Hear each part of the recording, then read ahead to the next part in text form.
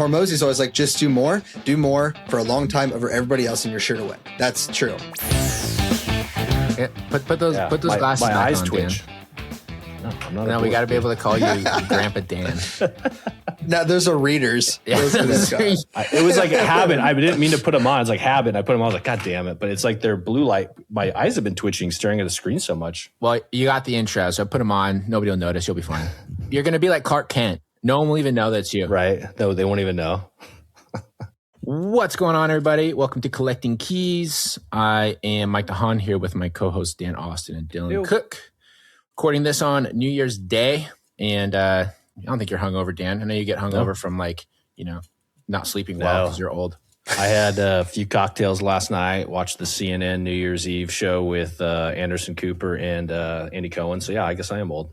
Yeah. I mean, you watch like network TV. That's probably one of the most boomer things that you do. I know. I still have YouTube TV. Oh, YouTube TV. Yeah. That's what you do now because, the cable companies are the same price. And yeah, it is. Yeah, I like it. I don't watch it ever. That was the first time I've watched TV, actual TV. Like I watched Netflix and stuff like that. Probably since last New Year's. Yeah. It's funny. We haven't had TV for a long time. We just have all the streaming services. It's the same amount of money, but basically, it's $1 billion. It's just less ads. And when was home for Christmas, my parents will watch TV. The amount of commercials is insane. Dude. Like I can't believe that I used to watch that on like a regular basis. Yeah. And then what's funny is there will be some of the shows that you can stream and the time on Netflix will be 38 minutes. But that's an hour time slot on the freaking TV, dude. That means there's 22 minutes of ads. Yeah. You just get yours on Instagram, dude. When you're scrolling, you're like, oh, there's another ad. There's another influencer peddling some bullshit. But that's at least targeted for me. That's not Flomexa. Oh, I know. For, It's targeted for your parents' age, though. Better circulation Exactly. in your whatever appendage is currently suffering, That's hilarious. Well, if I start getting those targeted ads on social media, I guess that means it's time to hang it up. Yeah, TV, generalized TV, network TV is garbage though. You really think about it. It's mostly, I guess, if I go to someone's house and they have something on, I don't think people watch shows. It's just mostly news or sports. And so you go to their house, it's like MSNBC, ESPN. So I think it's on at our house or the baking channel if my wife is watching TV. Yeah. I mean, my parents pretty much just watch sports or the local. Have soccer on. My dad's a big football guy. Even though I'm not, he gets. Who's his team? He doesn't care. He likes players. He likes the best. So my mom went to USC, and so my parents have always sort of watched USC football. Big Pete Carroll fan. Yeah, they were big Pete Carroll fan back in the day. I mean, during the dynasty era for sure. Yeah. But my dad will get into players. Okay. And then he'll sort of follow whatever player, whatever team they're on. That's my father-in-law is kind of like that with he has his teams, right? Because you grow up for him, he grew up in Chicago, but he has he knows all the players on different things. He gets into that stuff. Yeah, I get that. I mean, with Gonzaga basketball, I always see the Zags, but then when the good players come through and go to the NBA, we'll have more of a vested interest if there is a team in the NBA final that has 3 Zags on it than if it's just some random team. Right. Yeah. I don't give a shit about that team the rest of the year, but now it's the Thunder's in game 6. I'm like, okay, well, I kind of care now because they have 3 Zags in their starting lineup. Right. Yeah. I went to that Zags game and I saw what's his name? Damn it. What's the dude that's legit? I can't. I'm just blanking on his name. I see the picture in my face. The dude that's legit. It's cool. Adam Morrison. He's in the NBA. Could John be anybody. Stockton. Croatian? Is he Croatian? No. He's Sabonis. Yeah, he comes to the games a lot. Yeah, he was literally just 3 seats away, across the aisle, 3 seats away. I was like, damn, that dude's just as big as he was in college. He must have some family connection here or something as well because he's at the games pretty often. They retired his. He definitely has got family connections. I mean, look at the Eastern European population here. Yeah. He knows some people. He's got a flooring store here too, I think. Do they really? No. You could have convinced me. He sells cabinets on the side, man. But anyways, 2025, I think wrapped up pretty decent for all of us. Lending business had a very, very strong finish to the year, which was great. I know we talked about where your stuff kind of finished out as well, Dylan. But you had one of the conversations that you brought up here, Dylan, I think would actually be a pretty good one to jump into going into the New Year. So I feel like it's pretty decent conversation around setting goals and quote unquote New Year's resolutions or whatever people want to call them. But you had, when is the right time to dig in, not give up, make it through hard times, come up on the other side versus knowing it's a sinking ship and it's better to get off the ship entirely. Sometimes picking the right boat is the important factor, i.e., let's see, buy and holding real estate anytime from 2009 to 21. Sometimes entrepreneurship is just recognizing opportunity. And I feel like that's a good sort of conversation to go down for this one, just because at the core, when people make New Year's resolutions, new year, new them, that's really what they're trying to do, right? Is they're trying to figure out what things in their life they feel like are not working and how are they going to improve them. Whether that's in business, whether that's personally, whether that's in their marriage, their finances, their health, whatever. When your people are doing these New Year's resolutions or goals, what they'd say, and I know this is advice that's been given before, it's like, make them specific, right? Don't just say, I want to be healthier, right? Have like a weight goal or I want to work out 3 days a week or whatever it may be. Make sure they're specific, on time, measurable, and all. I think their SMART goals is the right acronym for that. And the second half to that is like, it's just, with my own business, I'm kind of asking those questions to myself is, I even said in last week's podcast, like, I don't want to be doing this next 5 years, but this business is hard right now. And is it hard for what reasons? Sure. And is it better if now that I've have these improved skill sets, an increased network, a better financial position, just look at other avenues and paths versus just doing the same thing over again? Whereas I still have the confidence that I know if I stayed with it and just probably worked harder or took a couple new angles here and there, I would probably still be successful. But how successful do you want to be? And is there an easier way to do that? I guess a synopsis is lesser input, greater output, right? Yeah. I mean, so when it comes to making that decision, right, and like sort of looking at the big picture, I think that most challenging thing for people is to be truly subjective about it and not like emotional, right? Because everyone, when they are faced with adversity, I feel like especially if you're coming off of a period where things felt easier, the adversity always like feels a little bit harder, It's easy to have like an emotional response to whatever and make rational decisions. Like that's why most people are not successful, is because they face their first bit of challenge and their initial emotional response is to quit, do something different, fall off the wagon, whatever, right? When you're new, it's really hard to get past that because you don't have what I think is really important. And I think that that's data, right? But when you're an established business owner, if you're listening to this, you've probably owned some real estate, you've probably flipping houses, wholesaling, have a business, whatever. The realistic thing you need to do is look at your data over the most recent period of time, right? Like whether like the time that you think was challenging versus the time that you think was things were going better, and just make a decision on, is the data actually showing that things are worse, or you just feel like it is because you feel like you're having to put in more hours, right? Like, is your return on ad spend actually lower? Is your profitability actually lower? Are you doing less deals? Why do you think that is? And is this a you problem or is this an industry standard problem? I think that this is also why it's really important to be networking with other similar tiered and like-minded people, whether this is in online communities, whether this is in mastermind groups, whatever. You need to kind of know what's going on, because if you just go and look on social media, what you're going to see is you're going to see either people's highlight reels, or you're going to see like, their one win of the year, or you're going to see people that are full of shit, right? You're going to see like dumb shit like Josh and Tiffany Hyde posting that all of their sales guys get like 8 contracts in their first month. I'm like, what the fuck? Totally, that's so truthful. Because that's what you get fed, because that's what the social media algorithms want to show you. What they don't tell you is that of those 8 contracts they get, 7 of them get dropped because they're trash. And so they actually only get 1. And if you can connect with like real business owners and see how your data compares to theirs, that's how you get like a realistic sort of view on the health of the industry. And then you can decide if it's a you problem or it's an industry problem. When it comes to bigger and better opportunities, I would say that a lot of that comes down to preference, right? And like kind of what your opinion is of bigger and better. Because if the best opportunity that you're going to have in the short term is always going to be what you're already good at. But if you look over something like a 5-year time horizon, real estate is honestly a pretty challenging industry if you want to make like big money. Yeah. If you want to make like tens or 20s of millions of dollars, real estate is a hard business to produce that in cash. You can make that in equity, right? But like there's very, very few people that do that as real estate people, where you actually like, you're like rich, you're not just like wealthy. Mm-hmm. The other, I guess, thing you and Dan, your opinion on is too, is like, what about maybe the few percentage of people that like, they're kind of killing it. Like they're doing well, but they also wake up, you're like, I don't want to fucking do this today. I don't want to do this any day. Yeah. You have weeks of that in a row. Right. But you're still making good money. There's just the intangible side. There's no fulfillment. There's no happiness that comes with it. There's no joy. That's a very subjective thing to try to measure. Yeah. And that goes back to the whole cheesy notion of like, what's your why? Yeah. And like, why are you doing it? But also, I would say this has really become apparent to me as Dan and I have moved. We sold out of Backyard Home Buyers and moved towards a lending company.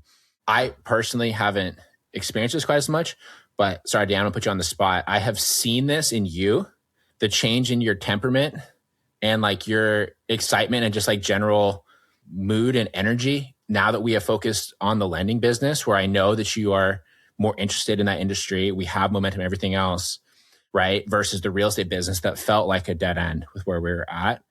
That is something that is very, very real. And that matters a lot because it makes it a lot easier to be going through the grind and doing the hard things when you don't hate it. And I think that there's always like a novelty piece when you do something new. Sure. You're like kind of just starting, getting it. Yeah. Well, yeah, if you're being successful at anything, it's fun, right? Especially when you start out, but then that wears off and then you're less like, this success isn't what I'm really after. And I think for me personally, and I don't know where you guys come in at, but I have a feeling it's like, I don't know any of us that got into real estate to be real estate people for like ever. There was like something else. Like real estate was a way to do it. And maybe real estate was supposed to be the thing that gets you there. But it's like, when you look back, what actually drew you into it? It was like, this idea of passive income or this idea of leveraging debt to be able to build wealth quicker than you could have. And we did it all of us entered the market at a time when that was the opportunity, more so than the stock market when you don't have lots of cash. I mean, think about it. Right. Like none of us could have built that same level of wealth just investing in the stock market because we didn't have the cash up front. Yeah. Right. You have to build that level of wealth to be able to do that without something like real estate because of the leverage piece. And there's a lot of benefits of it. I think a lot of the benefits have been oversold by gurus of why you should get into real estate. And it's just to draw people in to buy shitty deals or buy their courses or whatever. But which is where they actually make their money. Right. Actually where they make their money. That's where they're making hand over fist money. Mm-hmm. Yeah, like going back to one of my mentors said several years ago, like on that note, I think about this quote a lot and I really like it. I repeat it pretty regularly. Is I went to a mastermind with him down in Austin and he started it up on the board. He had real estate is not the thing. Real estate is the thing to get you to the thing. And I think that's so true for like the vast majority of people. Like that's one of the reasons you don't see a lot of people that have been flipping houses for 10 years. People either crash out or they make their money and they move on to something else that has a higher velocity of money. Right, that has like more enterprise value, that is easier to hire for, that is easier to scale. There's less variables, less downside risk. Like if you look at real estate in general, the downside risk that exists both internally and from external factors is pretty nuts, honestly, right? Like internally because of the debt that you have to take on to do every project, you're going to do it at scale. Unless you have millions and millions of dollars, you have to take on debt to buy every house, right? And then the external factors of not only the housing market, like in a literal sense, but also what is the sentiment around real estate, right? From the public, from the banks, right? From your investors, from your buyers. Yep. And all those things affect your profitability, what your holding cost is on everything, how possible it's going to be for you to refinance or exit your hard money debt, right? Because like, even if the general public thinks that real estate's like fine, but all the banks are like, we don't know what's going to happen. We're going to tighten up all of our restrictions. You can't pay off your hard money and you're screwed. Yep. I mean, just appraisers, lenders, contractors, title companies, insurance people, material costs. Like I could list up probably 20 things that are just things that you cannot control during your own deal. A lot of inputs and one output, which is you exiting. Yeah. And like all of those could be like me and my buddy that's here. I always say the one time, like the hardest part of real estate is relying on other people. Totally. But you have to, there's no way around it. You can't personally fix every house you want to do if you're going to do 10 houses. Like this is true. Yeah. I always sort of go back to the notion. I think real estate is an amazing business to make your first bit of money. But once you kind of have that, you need to decide if the struggle is still worth it to continue trying to make that same amount of money. Right. Yeah. And this is where the whole argument is. Hormozi is always like, just do more for a long time over everybody else and you're sure to win. That's true. But also on the other side of that is, when do you know, like, okay, kill that, take that behind the barn and shoot it and try something else. Right. And like, you're still stacking those skill sets. Like you're still in a better place going to option B because of your experience with option A. But it's just like when you get off the horse, I don't know. Yeah. I think the answer to that is if real estate's going to be your thing or you're going to stay real estate adjacent, which is probably a good idea. Because if you've ran this business for 3 to 4 years at any solid level and like paid your bills and fed your family. Like, you have a really good skill set. So it wouldn't be a bad idea to stay adjacent as opposed to going and trying to start a brick and mortar, something XYZ, but going into something that can be more systematized and where you can truly hire yourself out of. Like the wholesaling business, like Mike and I have tried it. I know, Dylan, you're kind of in that process and you've done it a lot, but there's a certain level that you can't take yourself out of it, because the reason why your company has been so successful is because of you as the individual. It's super hard to replicate. So the answer is, do you go back out, shoot it out back, or what? I think it's, you got to transition to something if you want to stay relatively close to real estate. Maybe that's becoming a developer, maybe that's becoming a builder, which a lot of guys do. Maybe that's becoming a lender, something. Some people start construction companies. Exactly. Because you have a great skill set. And I'll talk about just briefly, one of the guys, one of my good friends is really focusing in 2026 more so on like a turnkey, using his skill set to market to and find, and using his crews. He's a really good systems guy. He basically can run a construction company. And so his focus is moving away from just being a fully integrated like wholesale flip, buy, hold guy, to how do I bring in more income and revenue through my other connections, which he has connections with guys that want some tax benefits in real estate. So how does he bring them in and then essentially run a construction company, a turnkey company, which is more systematizable? And the cash on cash return doesn't need to be 30% like some of us want, or infinite, right? It could be 12 to 15 to 18, which that's a great transactional pace to be in with that ROI. Totally. Yeah. And what I think the important thing there is figuring out, so if you're going to do something real estate adjacent, or you're going to not like move away from real estate company, figuring out which part of that business that you were successful in was the part that you actually liked, and being able to just find something that focuses on that piece of it. I know who you're talking about with that. And I remember him posting on social media and meeting with him last year at the GoBundance event in Snowbird. And a lot of the stuff that he gets like fired up about was like, he would be like designing like a kitchen layout that was like efficient for his rentals on his computer.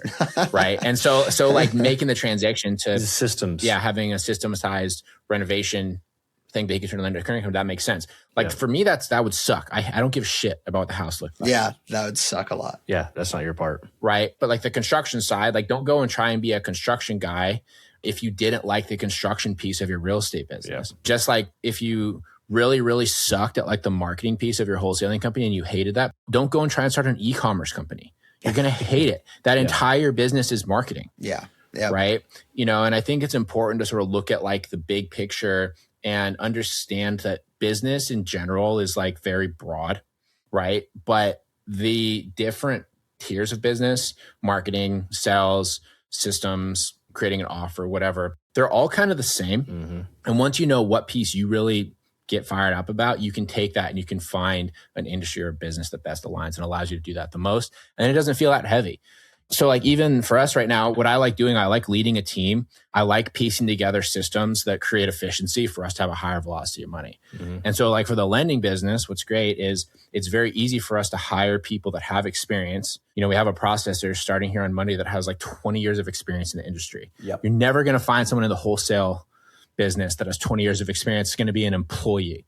Absolutely not. So we can hire good team members. And I spend most of my time figuring out how to piece together the back end stuff so that we can be as efficient as possible with going from lead intake to quoting price to the sales team, pushing it to the processing team. And then we can try to close it out. Which I will say, like that skill set alone it's somewhat unique, because I don't know a lot of people that have it, which is literally just taking and putting systems and connecting them together. Because what happens is eventually that happens for a business that grows, right? But what business owner is going to be good at marketing, sales, and operations all really well? Like very few. And so you're going to be good at one of those, and you're going to suffer by having to pay additional labor or additional inefficiencies to have those systems. And I'm not saying you need to systematize your business to the T, because some of it's just going to be Google Sheets, right? And that's okay. But that skill set alone helps. I think that's one of our advantages as a business is we can go from 0 to 100 so much faster, because we don't need to hire all these people, and all these handoffs between people becomes inefficiencies, mistakes, problems. It's like, now let's use a system to do that, or let's have a way to track it so that Mike or I can watch it and view it. Because if you can't see what your team's doing when you're in a virtual company, it's near impossible to scale. Yeah. And you have me who's perfectly okay being the nerd that like spends the weekend writing scripts that actually like pulls the data from our sales system to push it into our loan origination system, right? Totally. But I like that because I'm a fucking dork, right? That's just who I am. You are. Yeah, but you're a dork with money now. I'm a dork with money for sure.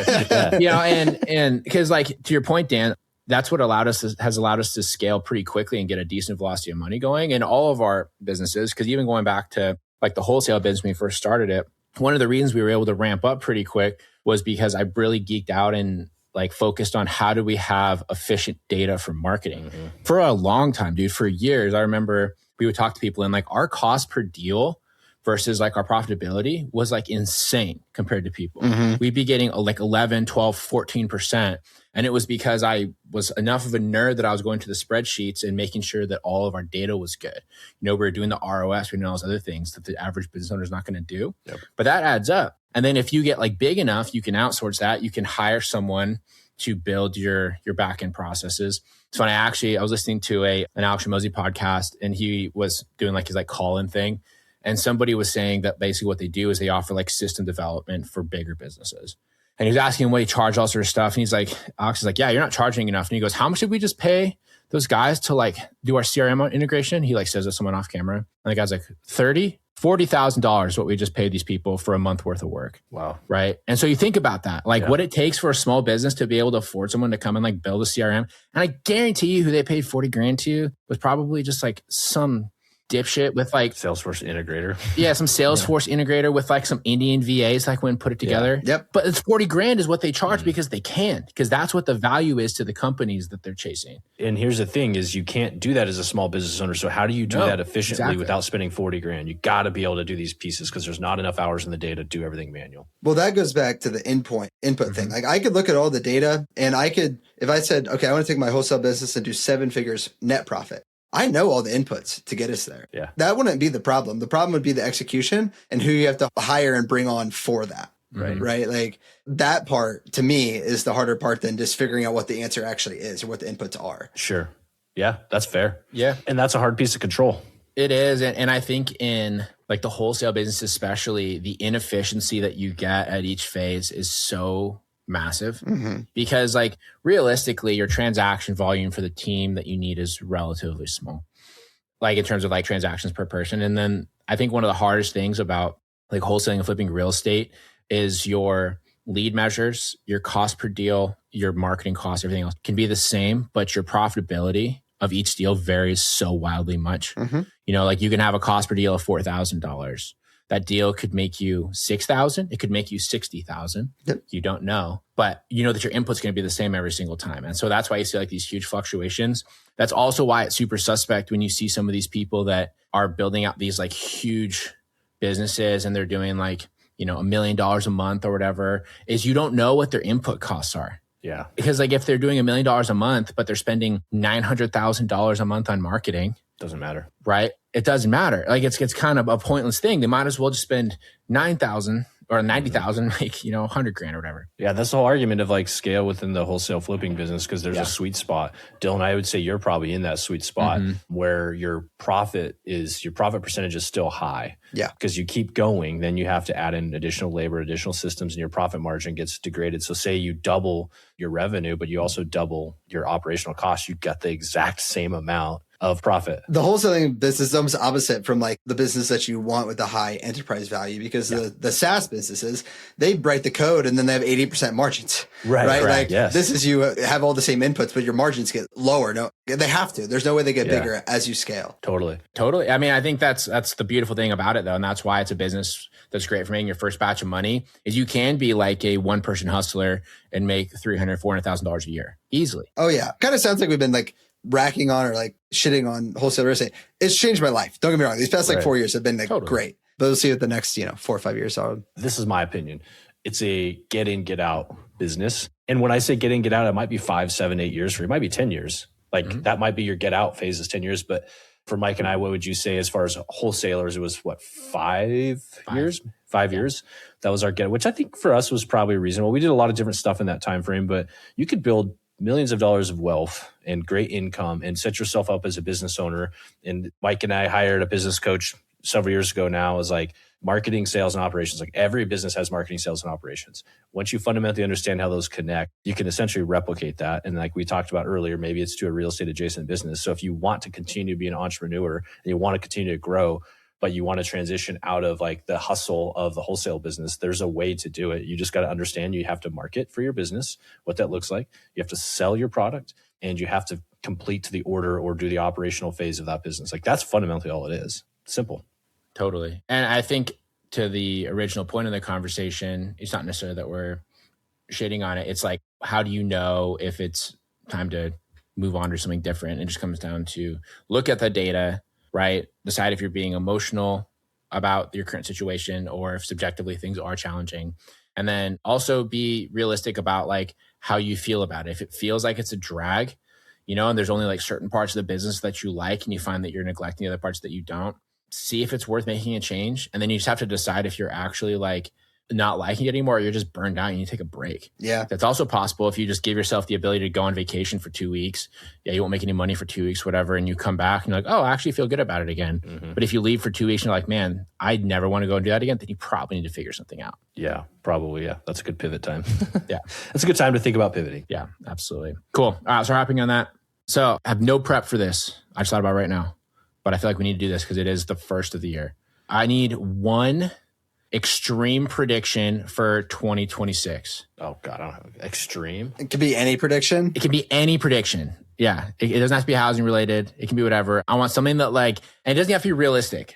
we should like take bets. Like what's like a crazy thing that you think will happen? I got this. I was listening to this like comedy podcast I listened to. One of the guys' predictions, they did this. And the guy's like, I think one of you is going to get divorced this year. Oh boy. And they were like, what?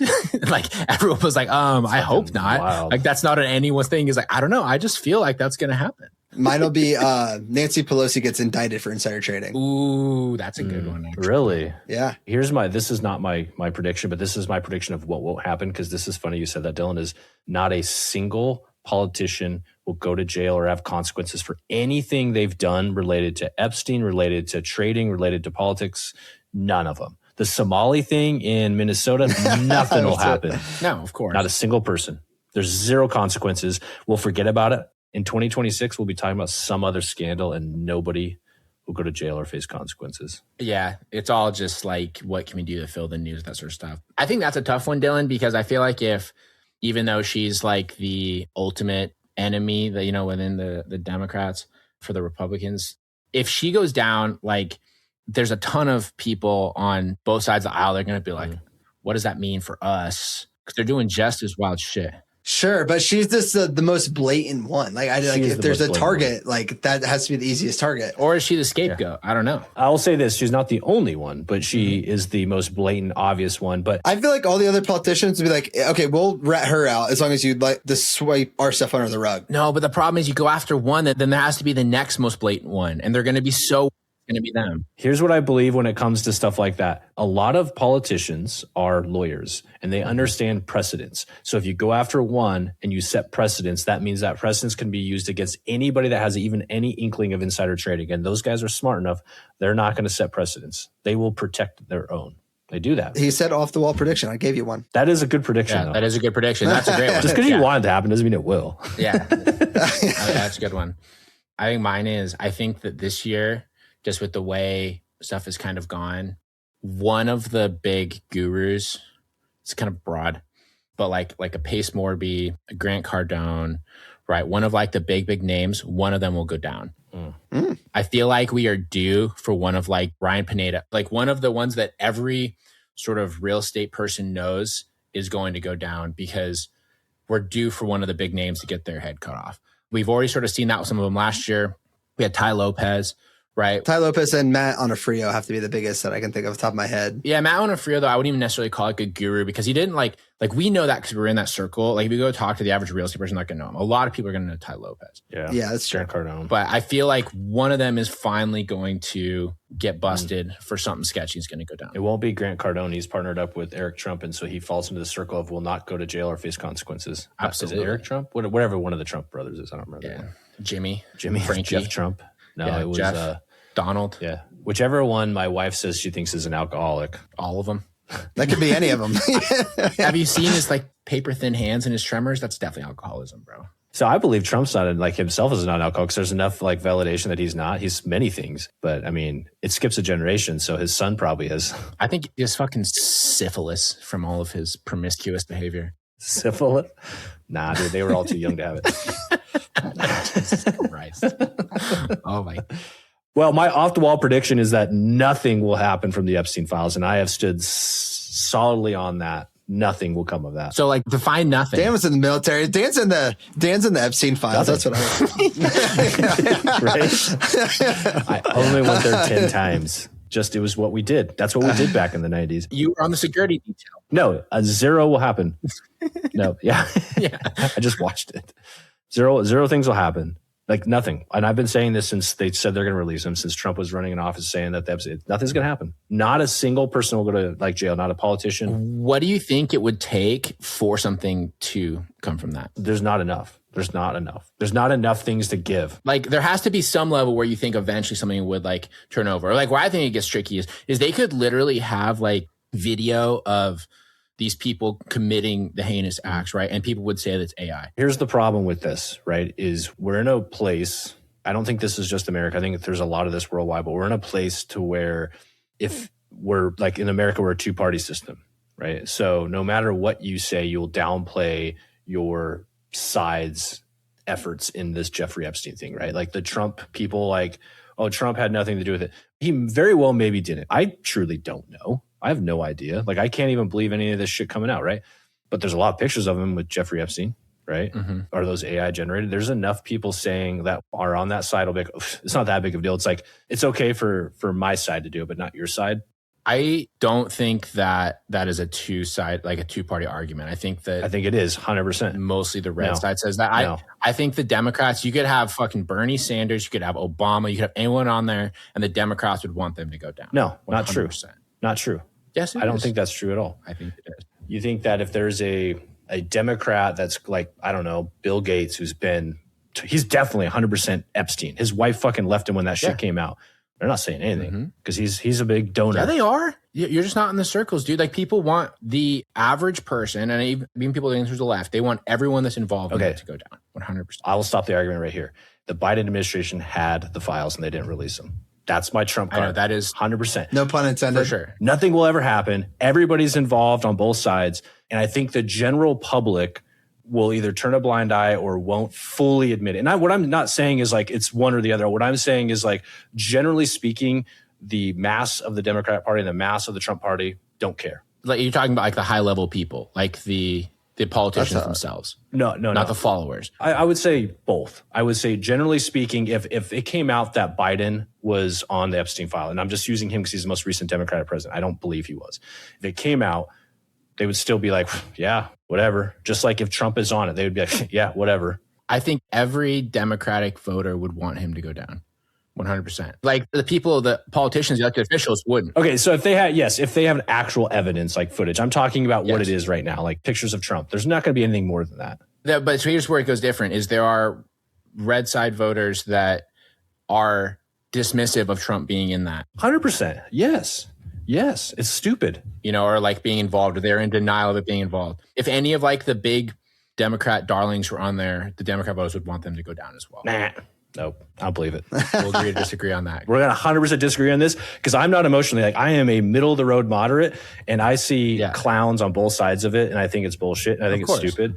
And I strongly believe that nothing will happen. The point for that is it's because the actual decision makers that have to pursue anything are equally as entangled in all the bullshit. So you're right. So nothing will come from it. Nothing will come of it. That's my off the wall prediction. And I've been saying that forever. It's not a conspiracy. Yeah, I think so. And then big market sentiment, just really quick. We'll go lightning round. Where do you think housing is going to go in 2026? Up or down? Slightly up. Or flat? I'm going to go slightly up as well.